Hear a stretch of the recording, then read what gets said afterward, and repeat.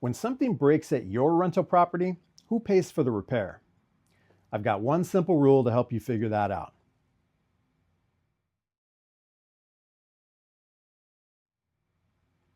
Hi, I'm Brian Bean with Dream Big Property Management here in Riverside, California.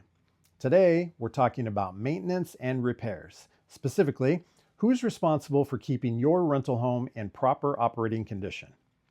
With rental homes, things break. Regular maintenance is a given, but many property owners are unsure who's responsible when things stop working, and that can lead to expensive mistakes or resident disputes. So I'm going to give you one simple rule to help you cut through that confusion and keep your property running at the highest level. It all starts with having the right frame of mind. Now, for context, let's back up and start with the absolutes that every rental investor faces today. Number one, things break. It's just part of the deal. Two, it's usually cheaper to maintain things than to wait until they break, but it's always cheaper to fix fast than to fix slow. Number three, California law requires that owners provide a habitable living environment for their residents. Four, if things go unfixed, residents become unhappy. And lastly, number five, happy residents pay rent on time, reduce vacancy, and take better care of your property. But a lot of landlords handle repairs and maintenance in unhealthy ways. When a renter calls with problems, mom and pop rental owners, sometimes referred to as accidental landlords, they often get caught up in this cycle of pain and blame. They get emotional when something breaks, and even if they don't say it, they blame the resident. Next, inactivity. It may be because of the cost, or it could just be because they don't have a ready list of vendors for every trade, but they don't move quickly enough. And that irritates the residents while simultaneously increasing the risk of more damage to the property. Next, they call their buddy Chuck in a truck, who doesn't have a license, doesn't have insurance, but he's cheap. And Chuck handles the problem, but maybe not in the right way. This problem plays out every single day, and it always starts with the cost. But here's a simple shift in mindset to help you make clear and rapid decisions. Repairs and maintenance are the food and oxygen of a rental property. Embrace that fact, and you'll end up saving money in the long run. Now, I promised you the one simple rule, so let's get into that. But before we start, a disclaimer.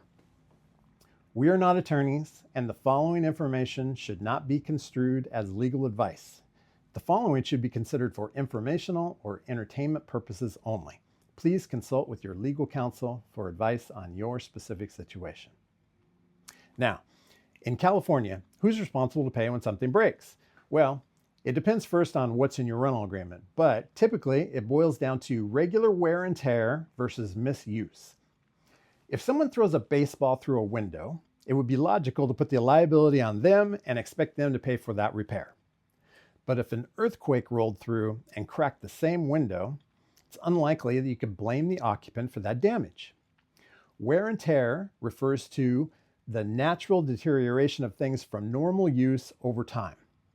The alternative might be damage because of an accident, negligence, or just plain misuse of that thing. And so if your rental agreement puts the liability on the responsible party, that's the measure that you might go by. Was this regular wear and tear, or did it break because of misuse? Here's some examples of wear and tear owner expenses. Air conditioner breaks down after years of service. Water heater starts leaking. Roof leaks. Plumbing valve under a sink starts leaking. Dishwasher pump goes out after 10 years. Normal travel paths in your carpet over time. And here's some common examples that might be considered misuse by an occupant. Holes in walls larger than a tack hole. Burns, stains, or tears in carpet from accidents, as long as the carpet is less than 10 years old. Broken windows from impacts, clogged drains from inappropriate items, and pet damage to pretty much any surface. Deciding who is responsible for the cost of repair is important, and it will affect your finances. But if you let that decision bottleneck the actual repair, you'll be creating different problems. One, unhappy residents. They're more likely to move out and create vacancy, which is the biggest profit killer for your rental home. Two, higher repair costs as damage continues to accrue during a delay.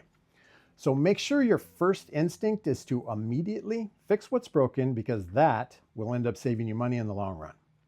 Now, here's a plan you can put in place to deal with repairs. Step 1, always document everything. Before a new resident moves in, have detailed photos or a video of the home to show the condition of the property and all major systems. Set clear expectations and create lease language about who's responsible in the event of a repair. Step 2, when a repair request is made, triage it immediately to determine if it's an emergency or just a routine repair, and assign the appropriate repair person. Speed to repair is statistically the biggest impact on your residents' happiness meter. 3, investigate every issue and document all responses. 4, determine the cause based on the facts and make decisions who's responsible based on your policy, not emotions, and then communicate that clearly.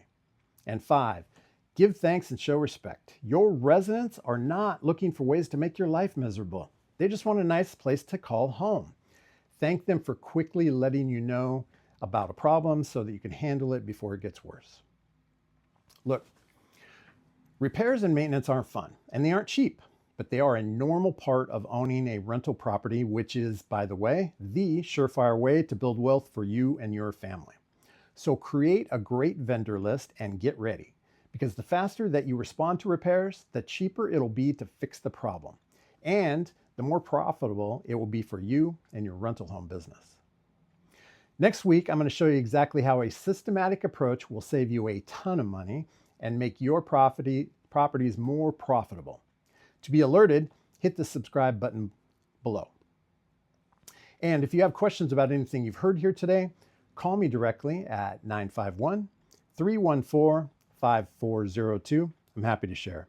You can also find valuable information on our website, dreambigpm.com. I'd love to hear some war stories. In the comments below, share one of your experiences dealing with damages to your property. We might use your story in a future video.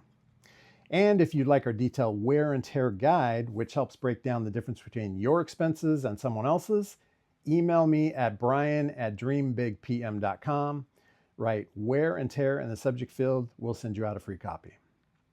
If you found the information you heard here today useful, please do us a favor, like and subscribe so that we can help others just like you. Don't be accidental about your future. Be intentional to your success.